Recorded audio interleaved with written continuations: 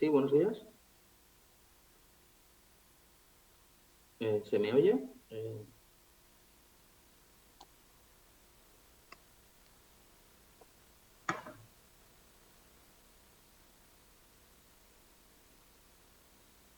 Manuel, ¿me escuchas? Sí, Bueno, sí. pues No sé si me escucháis vosotros. muchísimas gracias, Manuel, por estar aquí con nosotros, por estar con la pyme española cercana y que nos puedas contar de primera mano esas iniciativas que el Instituto Valenciano de Finanzas está realizando para, como decía, aliviar, inyectar de alguna manera, buscar esa inyección de capital que tan necesaria se está convirtiendo en la viabilidad de la empresa española. Manuel, cuando quieras, por favor. Pues muchísimas gracias. Voy a intentar compartir mi presentación. A este momento tengo inhabilitada la función. Si podéis, por favor, habilitarme, la subo y voy siguiendo el hilo de la presentación.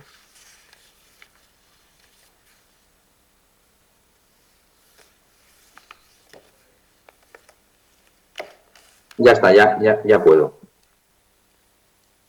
¿Se ve bien, presidente? ¿Se ve bien? Perfecto, perfecto. Perfecto.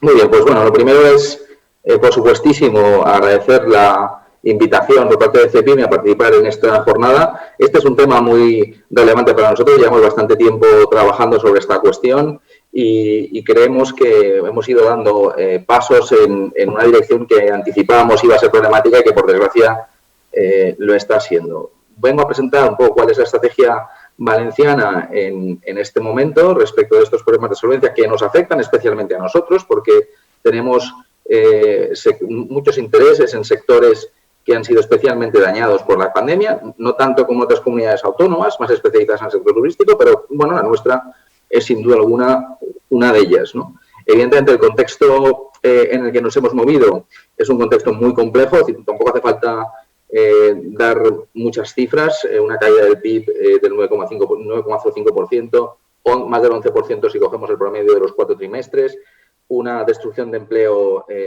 bueno, pues superior en el segundo trimestre del año a la acaecida en la anterior crisis por trimestres, entonces muy concentrada en el tiempo, se está recuperando pero lentamente, un incremento muy significativo de la deuda en el último año que se sitúa ya por encima de los 1.300 millones de euros en el conjunto de administraciones públicas y un déficit bueno, muy importante resulta de la caída de los ingresos por la destrucción del tejido productivo y la caída de actividad que costará cierto tiempo en recuperarse. De hecho, hasta 2025 pues, no prevemos ni tan siquiera acercarnos al nivel de déficit, digamos, que mantenía la economía española antes del brote de coronavirus que derivó en la pandemia.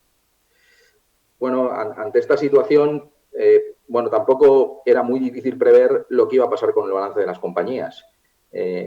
Ya ha habido pronunciamientos por parte del Banco de España. Óscar Arce recientemente presentó un estudio de su dirección general indicando que más del 50% de compañías en estos sectores entrarían pérdidas.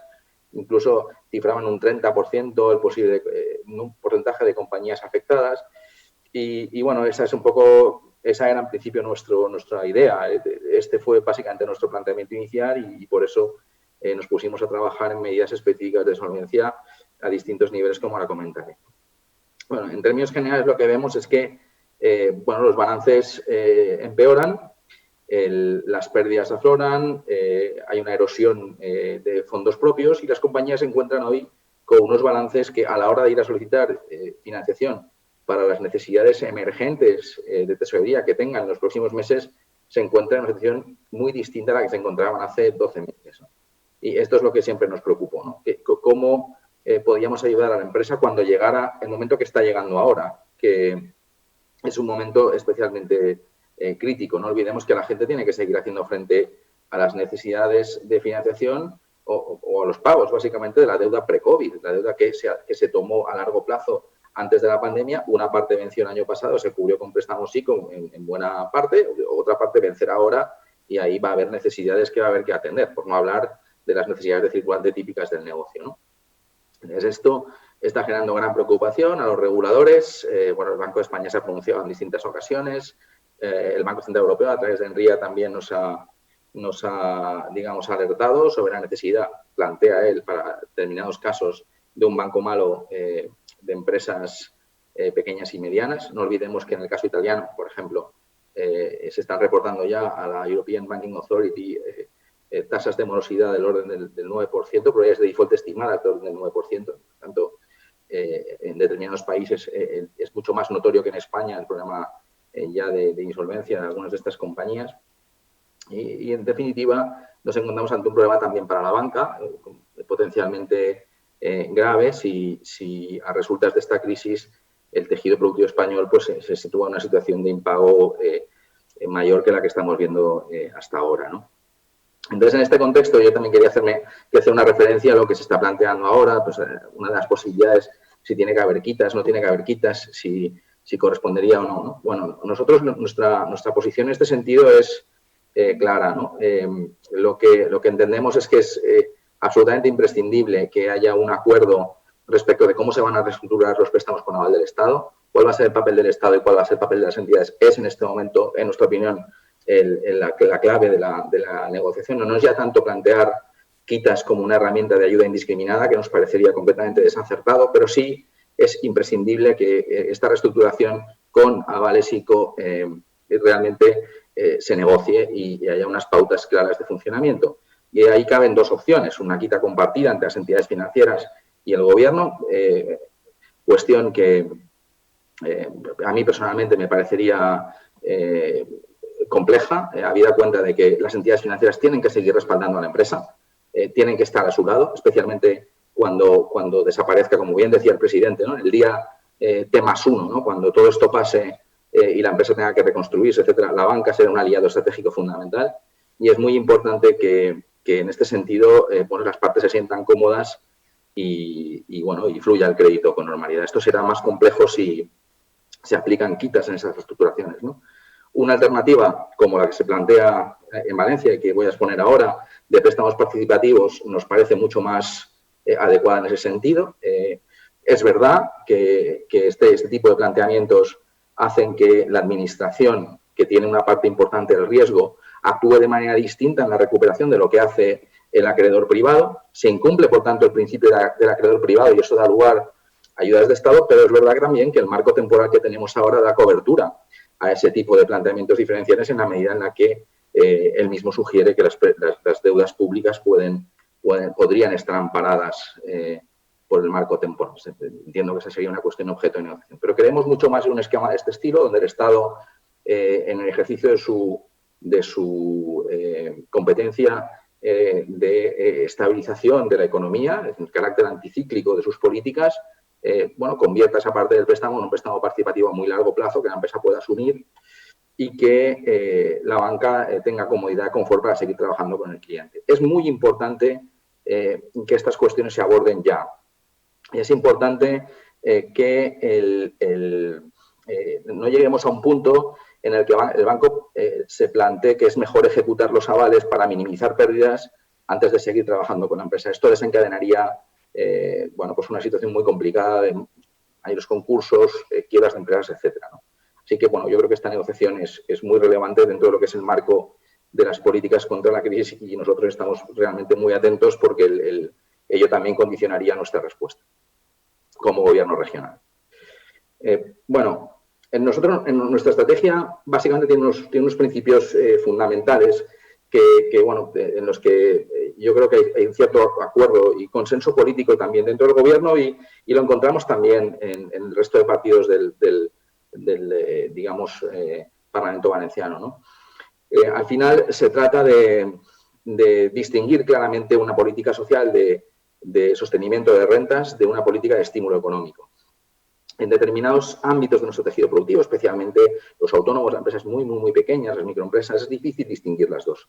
Y yo creo que ahí procede efectivamente una política de sostenimiento de rentas donde el énfasis en la solvencia no sea tan, claro, tan evidente como lo es en segmentos de empresas más grandes, donde evidentemente las ayudas deberían estar siendo, facilitadas a compañías, por supuesto, que tengan un negocio viable y que las necesiten. Este es otro de los problemas, porque se habla muchas veces de que con la subvención hay compañías que están en riesgo de desaparición y que cogen la subvención y luego desaparecen. se habla menos de lo que empezamos a ver ya en otros países, y es que hay muchas cogiendo subvenciones sin necesitarlo, porque esta crisis es una crisis desigual, no es una crisis que haya afectado a todo el mundo de la misma manera. Hay sectores a los que les ha ido bastante bien y luego hay esa microeconomía dentro de los sectores afectados a los que tampoco les ha ido tan mal, ¿no? Entonces, un cierto mecanismo de autoselección en las ayudas nos parece también muy importante introducir, y ahora iré a ello con el tema de los préstamos, ¿no? Por tanto, siguiendo estos principios, una política más social para lo que es el autónomo y la microempresa, porque hay detrás una política de sostenimiento de rentas, hemos optado por ayudas muy pequeñas para estos segmentos, ¿no? En un programa que hemos llamado Resistir y en el que pues, estamos, digamos, inyectando 12.000 euros por empresa, básicamente 600 euros por trabajador, hasta un máximo de 12.000 euros. Se está inyectando por parte de ayuntamientos y diputaciones con el impulso también financiero de la Generalitat, ayudas de hasta 4.000 euros para microempresas, 2.000 euros más 200 por trabajador, una compensación para trabajadores en ERTE por 7 millones de euros, un complemento a los autónomos que ya son beneficiarios de prestaciones extraordinarias COVID por parte de la Seguridad Social de 300 euros hasta un total de 8 millones. Y, en definitiva, bueno, pues ayudas específicas para sectores especialmente afectados, el transporte regional, el taxi, el ocio nocturno y la artesanía. En nuestro caso es muy relevante todo lo que tenemos en ese ámbito, por un importe de 20 millones de euros. Por lo tanto, hay un componente importante en nuestro programa de ayudas, pero entendemos que cuando el importe de la ayuda ya empieza a ser mayor, cuando estamos hablando ya de apoyar a empresas por cuantías que trascienden, que van más allá de estos 12.000 euros, debe haber un componente de préstamo dentro de la ayuda. Ojo, no estoy diciendo que sea préstamo estrictamente, sino un componente de préstamo. Nosotros hemos optado por dos instrumentos financieros híbridos, donde haya, ya digo, un componente de préstamo y un componente de ayuda que articulamos a través de la figura del tramo no reembolsable, una figura que ya utiliza desde hace muchos años el Centro de Desarrollo Tecnológico Industrial para cuestiones de innovación, pero que nosotros hemos generalizado aquí, en este caso, para las compañías. Es decir, al final lo que hacemos es, bueno, si una empresa viene a pedirnos 30.000 euros, incorporamos un tramo no reembolsable del 30%, que la empresa no devolverá al instituto siempre y cuando mantenga el préstamo al día, ¿no? Tiene incentivo a mantenerlo y entonces tendrá una ayuda del 30%, por tanto de los 30.000 nos devolverá únicamente 21.000 euros. Bueno, estamos pensando en compañías B más o B, más bien B que B más, ¿no? Con una probabilidad de incumplimiento hasta el 6%. Este es un tramo de 50 millones de euros. Son préstamos hasta 6 años con uno de carencia. Estamos financiando igualmente capital circulante e inversión. Es financiación finalista porque, digamos, un poco atendiendo a lo que antes decía el presidente, esto se financia con fondos de la Unión Europea, con fondos REACT, y por tanto necesitamos justificar hasta el último euro de lo que hacemos y este es, bueno, es un aspecto que añade complejidad a la cuestión, pero que indudablemente tenemos que hacer, ¿no? Todos estos préstamos cuentan con el aval de nuestra sociedad de garantía recíproca, porque, bueno, estas probabilidades de incumplimiento entran dentro de lo que serían las pautas habituales de una SGR. Los tipos de interés que aplica el instituto son del 0,5% y hay una comisión upfront de nuestra SGR del 4%. Se paga al principio de una vez y, digamos, a partir de ahí el cliente únicamente paga el 0,5%. Ya digo, con ese tramo no reembolsable final del 30%, que va disminuyendo. Al principio es un 30%, luego a medida que el tamaño del préstamo aumenta, ese porcentaje va cayendo hasta llegar a 750.000 euros. Un préstamo de 750.000 euros con este programa comporta una ayuda de 60.750 euros, ¿no? Aproximadamente el 8% del total. Es una ayuda importante, es relevante, pero se ha hecho un ejercicio, un esfuerzo importante por parte de la Generalitat de comprobar la solvencia del cliente, ver su capacidad de repago y elegir bien que efectivamente la empresa tiene un negocio viable, ¿no? Hace poco, el primer préstamo que dimos lo dimos a una compañía, a un sector, una compañía hotelera que había hecho una gran reforma en el hotel, un hotel de 4 estrellas, tenía rentabilidades del orden del 15%, y ha tenido pues un año muy malo y tiene necesidades de financiación. Nosotros vemos que ya hay un negocio viable, que efectivamente esta es una empresa que en cuanto vuelva a la normalidad, un hotel en Calpe maravilloso, en Moraira, un sitio extraordinario, en cuanto vuelva a la normalidad, pues esta empresa perfectamente podrá digamos, continuar, reanudar su trabajo como siempre lo hizo, ¿no? Bueno, hasta aquí lo que sería los préstamos, digamos, bonificados, estrictamente préstamos senior, pero entendemos que hay compañías que no van a tener capacidad de repago en este plazo y que tienen una situación de debilidad diferencial, que es donde entra el programa de préstamos participativos. Es muy importante este planteamiento, es decir, aquí hay compañías que van a necesitar mucho más plazo. Estamos pensando en compañías que ya estén empezando a acreditar síntomas de no poder pagar, para las que haya que hacer una reestructuración de préstamos. La Generalitat va a actuar como un fondo que, digamos, de alguna manera aporta liquidez en ese momento para lograr el acuerdo entre el acreedor y el deudor sobre la base de un préstamo participativo que aporta la Generalitat. La idea es bien sencilla, son préstamos de hasta 2 millones de euros participativos, de manera que al final la herramienta tiene capacidad de absorber pérdidas y evitar que la compañía caiga en causa de disolución. Estamos pensando en compañías B menos, aproximadamente compañías que dentro de la categoría B pues, tengan una probabilidad de incumplimiento superior al 6%. La financiación volverá a ser financiación finalista y ahora el plazo irá a 15 años. Vamos a dar un préstamo participativo a 15 años sin pedir garantía, con tipos de interés que están entre el 2 y el 5%. Ahí vuelvo a incidir en el aspecto clave de la autoselección, ¿no? Nadie vendría un préstamo al 5% si puede ir a la herramienta anterior al 0,5%. Pero es que realmente solo queremos que vengan aquí los que tienen necesidad, no cualquiera recibir la ayuda simplemente porque se le da, ¿no? Entonces, esto es ya digo, introducir este mecanismo que nos parece también aquí pues, esencial, ¿no? Volvemos a tener tramos no reembolsables hasta el 30%, siempre y cuando mantengas el préstamo vivo hasta el final. Si devolvieras antes el préstamo, pues perderías la parte proporcional del tramo no reembolsable que no disfrutas por no tener el préstamo hasta el final de la vida, ¿no? Por lo tanto, no habría tramo no reembolsable si cogen el préstamo y al día siguiente lo devuelven, obviamente. Además de esto, para ya importes superiores a los 2 millones de euros del préstamo participativo, hemos planteado una iniciativa de fondo de reestructuración de deuda que hemos llamado Impulsa, que nos parece también algo escalable y muy interesante. Se trata de un fondo de capital público-privado. Nosotros hemos aportado 25 millones de euros. Una gestora privada que ha ganado por concurso la gestión del fondo se ha comprometido y, de hecho, ya tiene, digamos, compromisos firmes para llegar a 60 millones de euros. Por tanto, lo que haríamos sería un fondo ya que constituido, ¿no? y pronto ya trabajando para entrar en situaciones de situación de reestructuración de deuda, vaya, donde al final pues haya que negociar con la banca, aportar liquidez.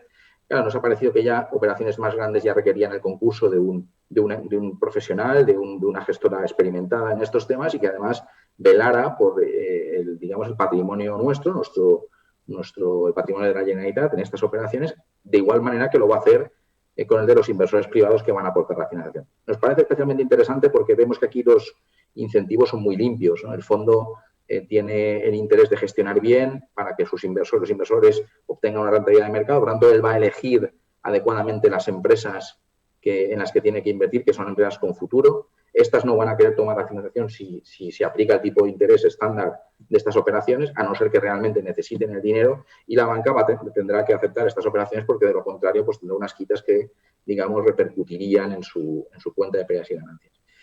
Nos parece que esta herramienta muy focalizada de manera quirúrgica puede ser esencial en este momento y bueno, nosotros, ya os digo, hemos tenido éxito colocando estos recursos y puedo decir que la Comunidad Valenciana tendría demanda para hacer 3 fondos como este por parte de inversores privados. Pero bueno, vamos a ver cómo funciona este. En los primeros meses veamos el deal flow y sobre eso pues ya hablaríamos más adelante. Bueno, además de esto, y siguiendo al hilo de lo que decía el presidente, intentamos pensar un poco en lo que va a pasar después. Y creemos que en este momento van a producirse toda una serie de operaciones de M&A que, de alguna manera, nos interesa promover.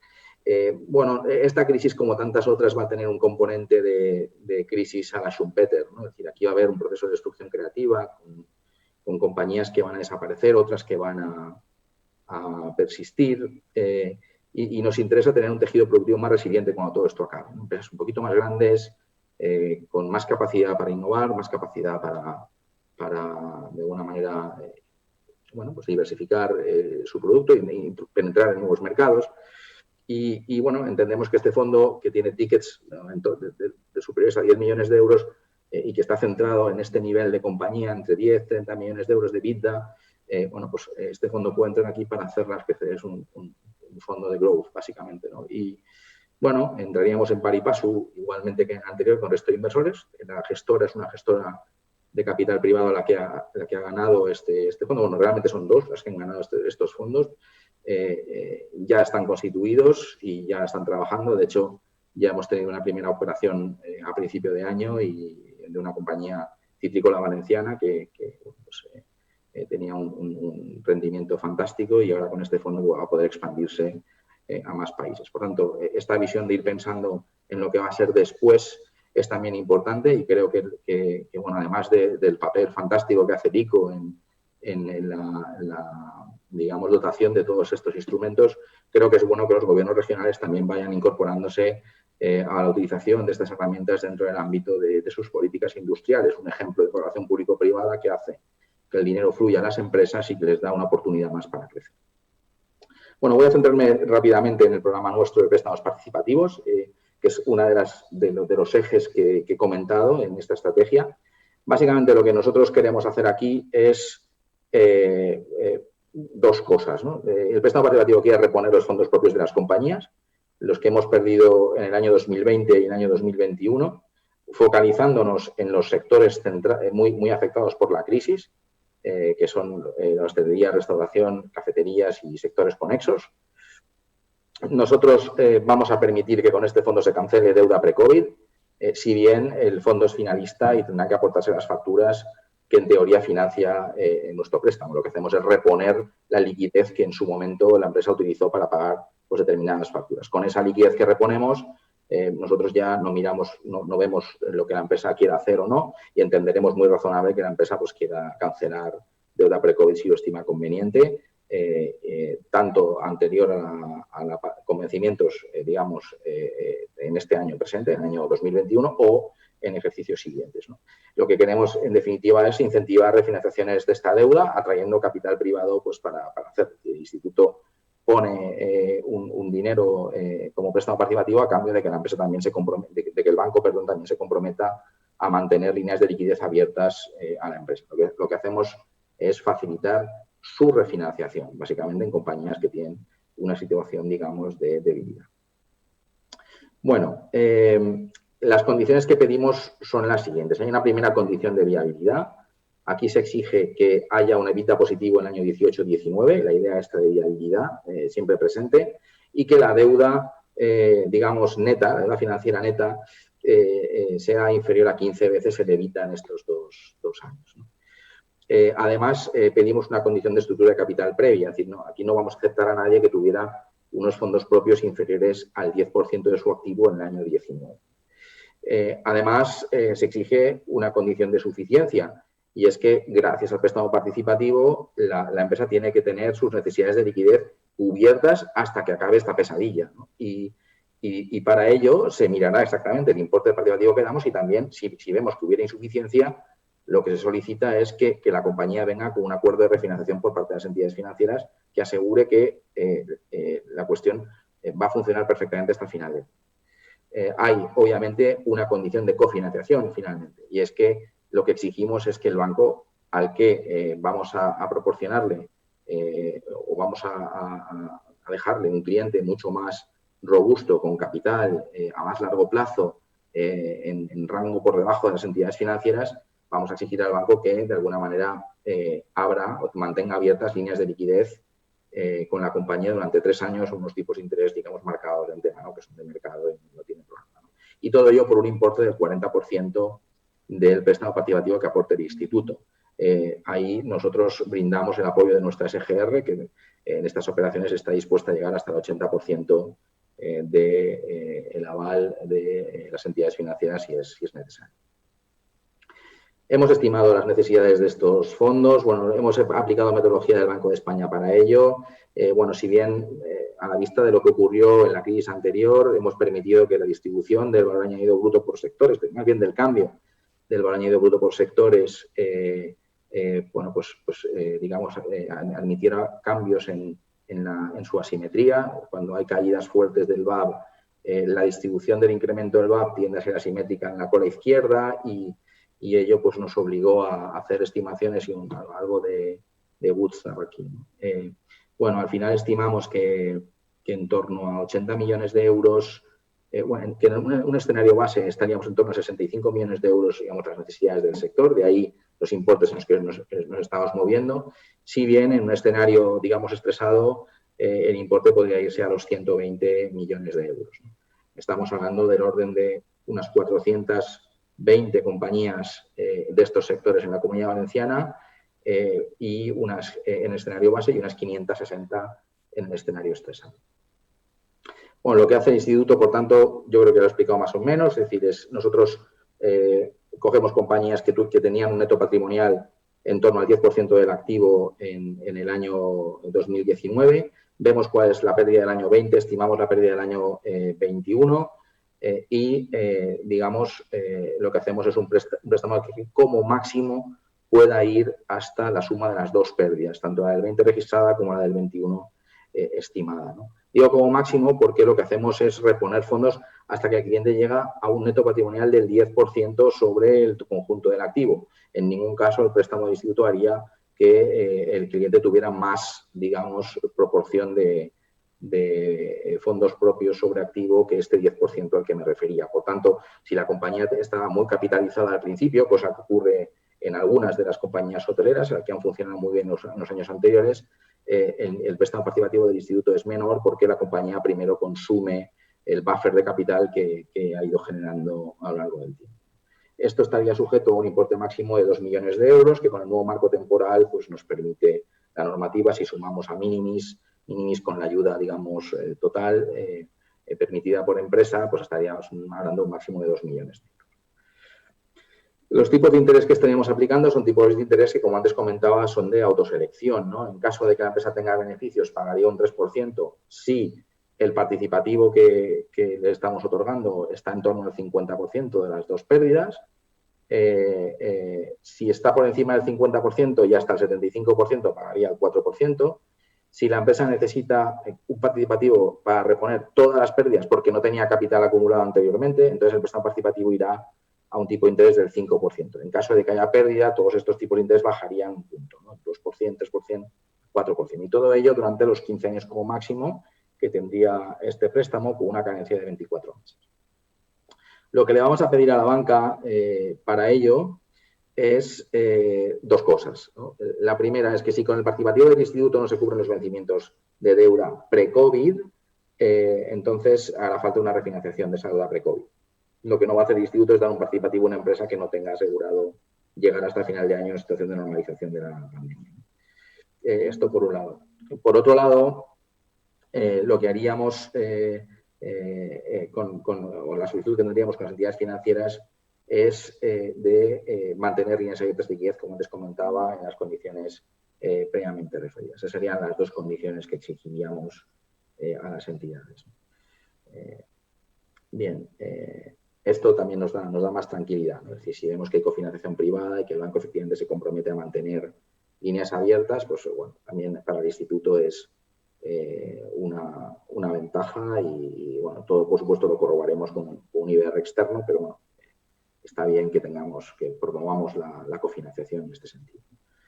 Bueno, y al final, por tanto, aquí pueden pasar dos cosas con el participativo nuestro, ¿no? Una, que el importe del participativo supere los vencimientos que tiene la empresa en deuda pre-COVID, en cuyo caso permitiríamos que incluso cancelar anticipadamente vencimientos que tienen ejercicios siguientes, o dos, que el participativo no permitiera cubrir los vencimientos que la compañía tiene de deuda pre-COVID en el año 2021 y en ese caso pediríamos refinanciación a las entidades financieras. Este es el caso del recuadro este verde que tenéis en esta transparencia. Además de ello, pues exigiríamos pues, unas líneas abiertas con aval de nuestra sede. Muy bien, presidente, pues yo esto es básicamente lo que quería contaros. He intentado ajustarme al tiempo de manera prusiana y yo simplemente pues lo que quiero es agradecerte, presidente, realmente la invitación de CEPIME para estar hoy aquí. Para mí pues ha sido un placer. Hasta el momento estas herramientas funcionan y yo creo que funcionan bien en la Comunidad Valenciana. Hemos tenido éxito con nuestras gestoras de capital riesgo que bueno, pues en este momento están ya constituyendo y algunas ya han constituido los fondos que van a apoyar a las empresas en este proceso. Las líneas bonificadas en 4 semanas de funcionamiento prácticamente cuentan con más de 2.000 solicitudes. Son ya más de 160 millones de euros de nominal lo que tenemos de solicitudes. Esto está, digamos, haciendo trabajar intensamente al instituto y creemos que han sido muy bien acogidas por parte del tejido productivo valenciano y por eso estamos bueno, pues a vuestra disposición para cualquier comentario, duda, aclaración que queráis formular. Muchas gracias.